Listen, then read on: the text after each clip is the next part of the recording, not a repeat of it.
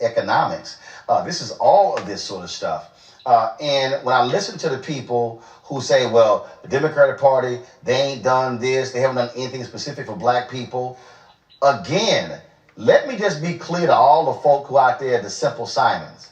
The Supreme Court just this week voted 6-3 to allow a black man on death row in Texas to have some DNA tested on a belt that was recovered at the crime scene.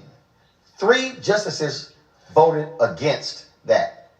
Clarence Thomas, Samuel Alito, Neil Gorsuch, all appointed by Republican presidents. So for all y'all super Negroes out there, especially all y'all brothers, that could be you or your cousin or your uncle, and you'll be sitting on death row, potentially with something that could actually prove you didn't do it, because those are the kind of federal judges they want all across the country to be in the court for the next 50 years. That's why they're trying to narrow those who can vote. Absolutely. And this is why it's important. We keep talking about this. Reese said it. We keep drilling home that you have to vote every time. But what's important is it's not just voting for the president, it's voting at every single level of office. When you're appointing a federal judge, that's appointed by a Senate. If you don't have a Senate majority, you cannot be the committee over the committee that appoints federal judges. When Trump was in power and the Senate was led by Republicans, during that time when I was in the Senate and we were in the minority, I was on the Democratic side. I just want to make that clear.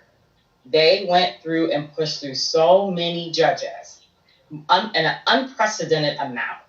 And those federal appointments were made at a high number, and it's dangerous. And like you said, with policy, these policies are dangerous. So yes, when you step back and say, oh, Democrats don't do anything, well, at the time we weren't in the majority, right? And they're pushing around these judgeships, and our hands are tied. So we come back years later, and now we're seeing, 6 years from 2017, start to the Trump administration and a Senate Republican-led majority, and in the House and Senate, we're now dealing with those ramifications. We're dealing with that with the Supreme Court. I was also, my senator sat on the Judiciary Committee when the Supreme Court justices were pushed through very quickly. So it's important to remember that this affects us in all levels. And like you said, they're going after everything on the state level now because they can. And if we don't vote and we're not motivated, everything we've seen in this last year should just barely 4 months in should be motivation enough. I can't say that enough. Greg, I had a brother who vote Democrat. Get everybody to vote Democrat. Everybody, everywhere,